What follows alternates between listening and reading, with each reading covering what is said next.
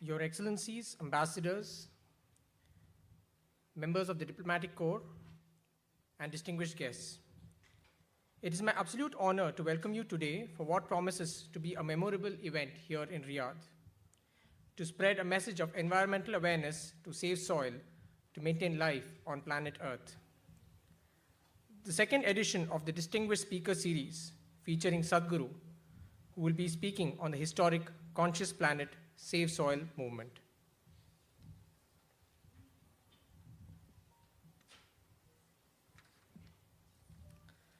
To begin today's proceedings, the Save Soil movement seeks to bring about a conscious response to impending soil extinction. We are at the cusp of time when every action we perform will either have an affirmative or negative impact in the years to come. As occupants of a shared planet, we have the unique opportunity to be part of solutions to crises such as soil extinction and desertification. I now present to you a video that explains the science behind the Save the Soil campaign. We are talking about climate change. We are talking about climate change, carbon emissions, and global warming and various other aspects, but we are not addressing soil. Soil is the habitat upon which zillions of lives thrive. Once there is no richness in soil, then you have forsaken the planet in many ways. Every responsible scientist in the world and the UN agencies are clearly saying we have only 80 to 100 harvests left. That means approximately 45 to 50 years of agricultural soil left on the planet. By 2045, we will be producing 40% less food than what we are producing right now, and our populations will be 9.3 billion people. The food shortages that could manifest in the next 25 years, the consequences of that is unimaginable. Civil wars will unfold across the world once there is food shortage. What we are facing now is soil extinction. Why is soil becoming extinct? Where is it going away? What is happening to our soil? We must understand, if you add organic content to sand, sand will turn into soil. If you remove all organic content from the soil, soil will become sand. In normal agricultural soil, the minimum organic content should be between 3 to 6%. The most minimum is 3%. At least this minimum to keep the soil alive, to keep the soil as living soil is a must. Agricultural soils across the world, the depletion is so heavy, in most countries, more than 50% of the topsoil is already gone in the last 100 years. The nutrient levels have dropped significantly. The level of micronutrients you would get from your food in early 20th century to what you are getting from the same food now has dropped 90%. If you ate one orange in 1920s, what you got from it, now in 2020, if you have to get the same, you will have to eat 8 oranges. This is what we have done to our food.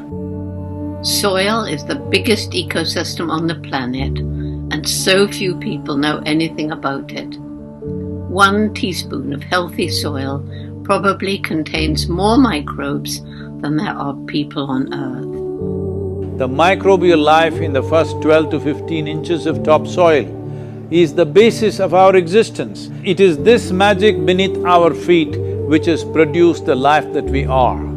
This first 12 to 15 inches of soil is the basis of life for 87% of life on this planet, including you and me. we have to begin to recognize that what we call our soil, Mother Earth, is a living organism. Open soils, ripped open by ploughing, open to sunlight, is the basis of destruction of microbial life. So the focus should be on agriculture, the focus should be on seeing that land is under shade as much as possible. Some kind of shade, grasses, herbs, bushes, trees. Conscious Planet is launching Save Soil movement to bring about a policy change to regenerate soil. As a part of this, I'm 65 and I'm riding 30,000 kilometers, a lone motorcycle journey, 30,000 kilometers across 24 nations to activate support from the citizenry to assure the governments long-term investments will be appreciated. So it's extremely important that soil regeneration is enshrined in the policy of every government on the planet. We must change the narrative on the planet that soil is a wealth, a legacy we have received from previous generations, and we have to pass it on as living soil for future generations. We are in a cusp of time. If you do the right things now, in the next 15 to 25 years, we can significantly turn this situation around and regenerate the soil. But if we allow this to progress like this for another 30 to 40 years, after 40 years if we attempt this, then it could take 150 to 200 years because that much loss of biodiversity would have happened. From 21st of March for 100 days, the whole world, every human being on the planet should talk soil. We must hear the word soil, save soil everywhere to see that the narrative on the planet changes towards the most vital aspect of our life, the soil. Each one of you should reach as many people as you can to make this happen. Many global leaders and influencers are already participating in the movement. Be a part of this and let us make it happen. From my part, as much as I can contribute. We're going to save the soil. Do your part. And saving the soils. We must make it our life's mission to save our soil. Save the soil. We know what we must do, so let's make it happen. Let's make it happen. Let's make it happen. Let's make it happen. Let's make it happen. Let's make it happen.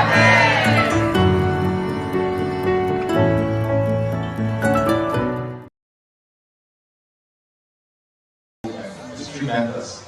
Save soil, let's make it happen. Save the soil. We know what we must do, so let's make it happen. Let's make it happen. Let's make it happen. Let's make it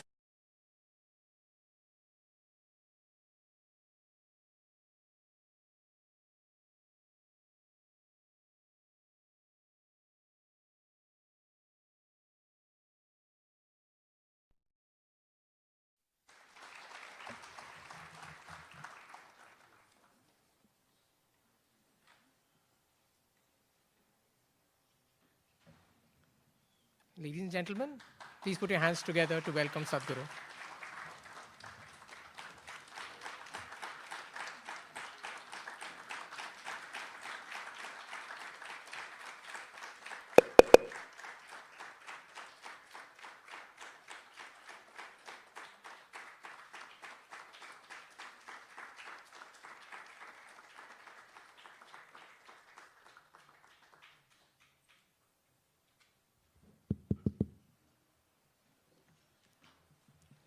It is indeed my proud privilege to welcome our chief guest for the evening, Sadhguru,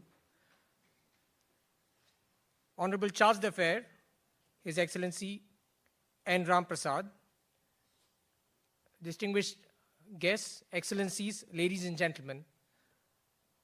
The Save Soil campaign is an initiative, as you saw in the video, which is taken up single-handedly by Sadhguru to raise awareness of the process of desertification and the soil depletion that is really going to affect our lives in the future.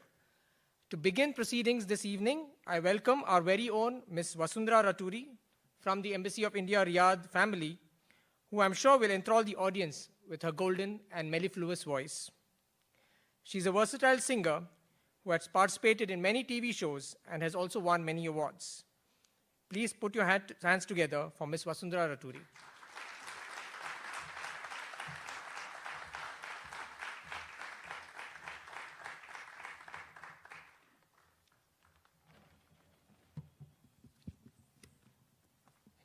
Namaskaram, Sadguru, and a very good evening to all present here.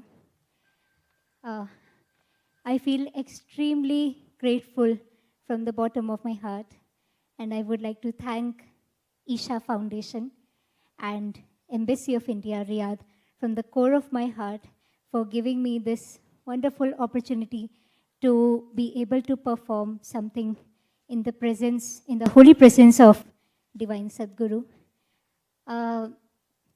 I feel very, very privileged to be a small part of the greatly successful Save the Soil mission, which is being conducted by our beloved Sadguru. So the first song that I wish to sing for today's event is titled Satyam Shivam Sundaram, and I hope you all enjoy. Thank you so much.